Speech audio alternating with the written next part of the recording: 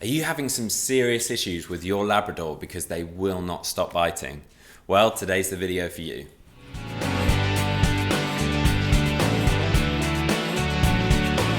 Welcome back to the Fenrir Labrador Show. My name's Joe and I'm a certified canine leader here at FenrirCanineLeaders.com. We are dedicated to helping you learn everything you could possibly want to know about the Labrador and then how to become a high-level canine leader so you can raise your very own. So if you're new here, don't forget to subscribe and turn on that notification bell so you never miss a future upload.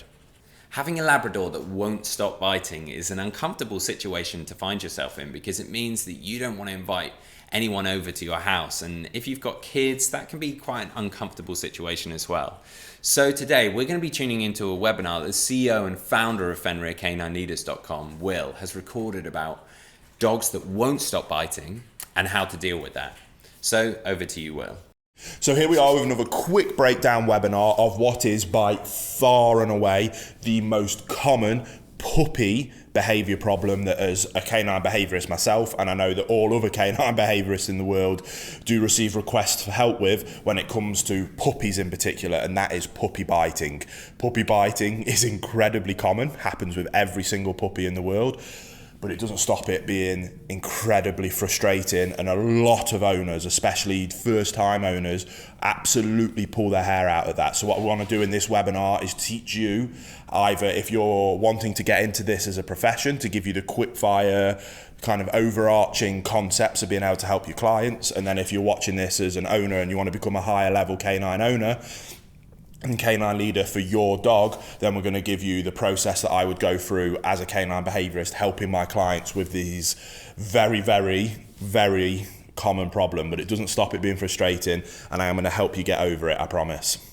Now, I know we just quickly touched on it, but I really think it's important that we start here when it comes to puppy biting, and that is being able to have patience with an owner, especially if you're coming at this from a professional standpoint of understanding that even though if you've gone through this countless times like I have, and it might seem like a very straightforward process for you and not a big deal, it doesn't stop it being an incredibly big deal to an owner, especially a first-time owner. So if you're watching this from an owner's perspective, the flip side there is also true of understand that from my perspective as a canine behaviourist that's gone through this process countless times with people, that I understand that even though we have a very kind of play-by-play structure to be able to help you get over this, and we know that it's extremely common, doesn't mean that it's any less difficult for you as an owner, and we're going to help you be able to overcome that. And I hope that you can listen to that and understand first and foremost to be able to relax, breathe, and understand, okay, I'm not alone here. I don't have an aggressive dog that I need to be concerned about. My dog isn't going to grow up to be an absolute savage and I need to be worried. This is very common. This is frustrating, and you're not the only one to be frustrated, but there is things that we can do with a little bit of consistency, patience, and calm, consistent leadership to be able to get past this. Hey guys, very quickly, I just wanted to ask, are you following us over on Instagram? If you're not, there's two accounts I would love for you to check out. The first one is our brand account, at Fenrir Canine Leaders, where you can see more about our industry-leading products that we create. If you're interested in following me personally, that's at I am Will Atherton, where you can see behind the scenes of me working with some of the most extreme behaviour cases in the world and what it takes to run these kind of YouTube channels. And maybe if you just want to be able to come over and chat with me, that's the place for you. So there'll be links down in the description box for both of our Instagram pages. I'd love for you to come and check them out, and hopefully we'll chat over there. Now, the first thing that we must do with any kind of puppy biting cases is we need to exercise our puppies more. Now, I know especially in the world of large, powerful breeds, and this is kind of having a trickle-down effect to many of the even medium and smaller breeds, that people are very overly concerned with how much exercise they give their dogs because of growing bones, growing joints. Now, I'm not a vet, I don't claim to be, and you should always listen to the advice of the vets and the professionals, but in terms of what I like to say to my clients is listen to what they say, follow their professional guidelines and advice, but do not use your puppy growing as an excuse to not exercise them. Whatever is the maximum amount of exercise that you can healthily give your puppy, give it to them. The more exercise you give them, the better. Now, I can't tell you to go against your vet's advice, but I can tell you what I do personally is that I don't really follow any guidelines at all. If I think my puppies need exercise, then I let them have exercise. I do truly believe that a puppy will slow themselves down and will stop. Now, if we've got an extreme breed, like some of them huge mastiffs, or maybe a dachshund that has been bred in such a way that there is a significant issue with their growth and joints that we have to be very careful, then that might be a different argument. But I personally believe in giving as much exercise as possible to our puppies. If they were out in the wild, there'd be nobody interjecting and telling them to stop playing. Obviously, those dogs that would be in the wild aren't necessarily these dogs, like I say, the mastiffs, the dachshunds, that have these common problems. So I'm not saying to ignore your vet. I'm clearly saying that you should listen, but you should give as much exercise as you feel comfortable giving your puppy. If you do that, biting will, I promise, will be much less and much easier to manage, and then much easier to teach them that it's not acceptable. A puppy that is bored, frustrated, and has pent up energy will mouth, bite, and chew everything that it can find. If you can release that energy, that will solve a huge portion of the problem. Now, here at Fenrir, and if you've been watching any of our videos, you will know that we believe that the number one priority when we have a dog or helping clients with dogs is about relationship. You must become a calm, consistent leader that has a dog that will look up to you for guidance and direction. Now, as a canine behaviourist, I do also specialise in what we class as death row dogs, and they tend to be older dogs that are displaying very severe behaviours that are at the point where that dog is about to get put down, and then I'll come in and put in an intervention strategy to be able to modify those behaviours and keep them from ending up in shelters or being put down.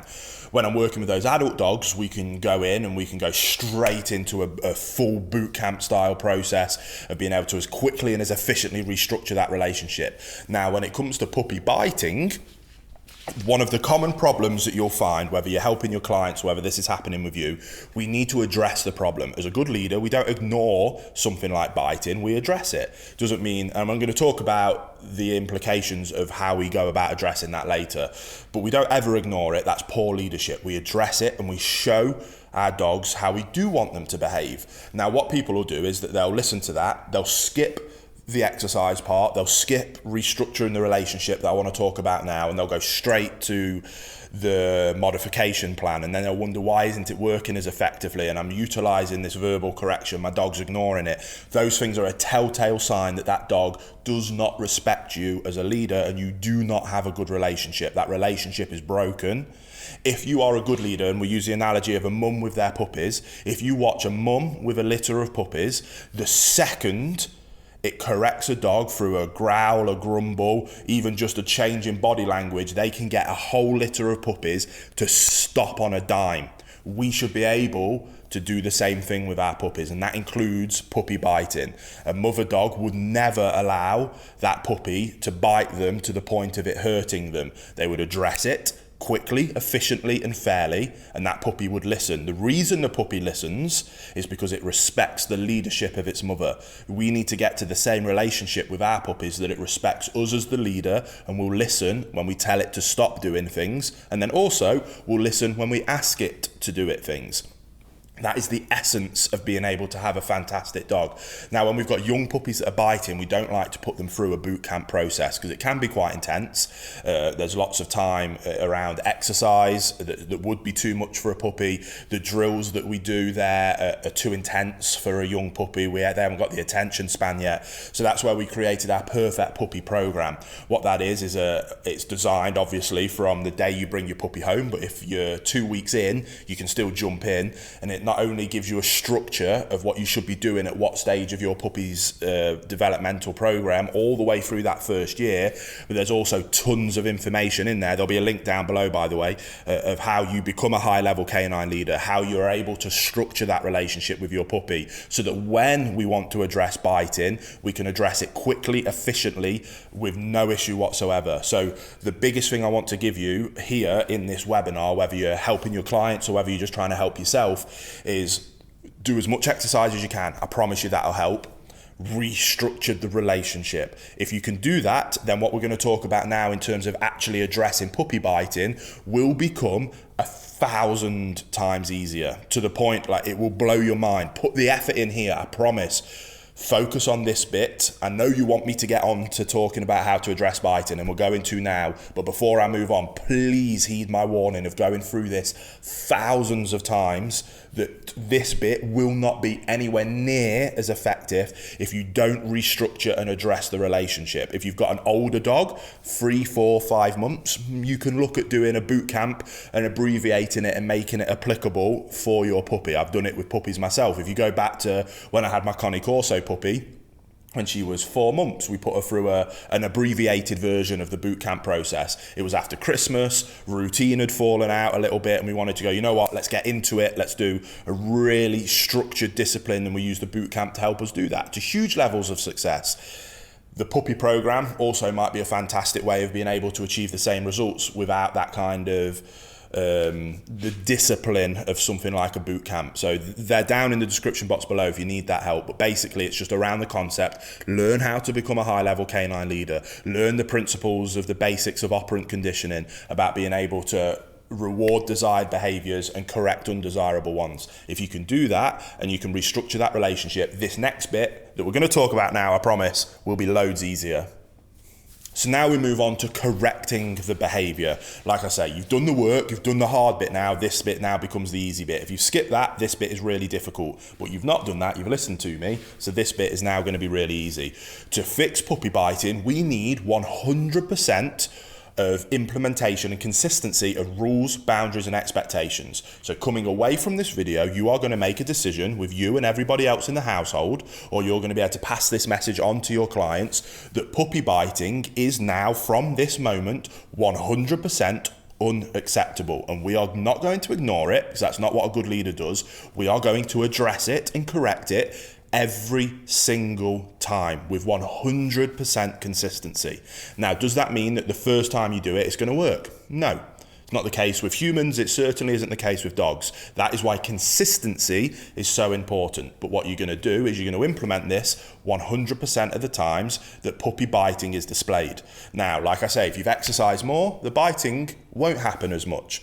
But either way, puppies are going to bite. There's no way that you can avoid it. We just need to be able to address it and teach them what they should do instead. So we go in with a correction. The second your puppy bites you, you are going to go from fun, happy, playing, lovely, whatever it is that you were down on the floor where you're with them that they could actually bite you or nip you. We're going to go from that fun, loving, caring person that you want to be with your dog, and we're going to instantly go chest up, shoulders back, leadership, body language, and we're going to very quickly, with impeccable timing, every single time, we're going to go in with a very stern verbal correction. I personally like to use an so bite goes on, so hey, who's a good boy, who's a good boy, and the puppy goes to bite, and I go from who's a good boy to That switch happens instantly. You go from fun loving will to leader will, pack it in, stop doing what you're doing right now. And we're going to be able to, and the more, and this is why it's so important that you put the effort into that leadership. If you have that relationship and your dog sees you as a leader, you making that change will be more than enough. And that will make them go, whoa, I'm sorry. There's a little bit of fear there, but that's good, it's healthy. The same way that should be the case with your children, that if it came to a point of your child running out into the road and you can't physically grab them and stop them, you better hope that your child will listen to that stop now, because they have that respect for your authority and leadership to stop them running out into a road and getting run over. We need that same kind of respect and authority with our puppies. We can be fun, loving, amazing, cuddly, cute. I want you to have that relationship, but you can't have that if you don't have the leadership relationship as well. So we're going to go in with a correction. That will be more than enough to get them to stop. We're going to remove ourselves from the situation. Doesn't mean that we have to get up and go away, but if we're down on the floor and playing, and then we've come up with a vocal inflection with the verbal correction, that has removed ourselves from whatever the fun thing that we were doing with them was. So we've gone in with that verbal correction. We then redirect them to the desired behavior. And here you have a few options. You could put them into a sit and stay, and you can show them that, no, If you want to be able to play with me, you need to sit and wait and be quiet. Or what we like to do with biting, especially with puppies, because they are mouthing and they're teething. Yes, it's frustrating for them. Yes, they want to ease their gums. It is easy to, oh, bless him, he's just teething, I'll let him off. But that isn't acceptable. That's not what good leaders do. Instead, we're going to tell them, no, you don't bite people, you don't nip people, even if you're just doing it because your teeth are hurting. That isn't acceptable. However, what is acceptable is you can do it on this thing that I've bought you, this bone, this rope, this toy, this chew. So we're going to keep them around. Biting goes on. We have verbal correction, chest up, vocal inflection. We go to leader very quickly, make the dog understand very clearly. We then redirect them to the desired behavior, which can be utilizing some obedience work, but it can most commonly with biting, redirect them to a appropriate chew toy. And when they're chewing on that appropriate chew toy, we then reinforce, good boy, yes. And we do that over and over and over again with 100% consistency. You will very quickly get to a point where you have a puppy that doesn't chew or bite. Problem solved. What I also want you to do very quickly on top of that is to be able to find times where your dog is chewing, your puppy is chewing appropriate things and is biting and nipping the appropriate things in terms of their toys and chews. Then we're going to reinforce and praise that as well. So we're not going to ignore those times. We're going to let them know, yes, thank you, this is what I want you to be doing. Good boy, good girl, yes. Then if they bite you or something that they shouldn't be biting, verbal correction, redirect to what we do want you to do, reinforce that behavior instead. Undesirable behavior gets corrected with 100% efficiency and consistency. Undesirable behavior comes down. Redirect to the desirable behavior and going out our way to reinforce when they're doing it anyway. That desirable behavior comes up. Over time, we get this, and you'll have that perfect puppy that you've always wanted. So I hope that helps. Go away, implement it, and I promise you'll have a lot of success.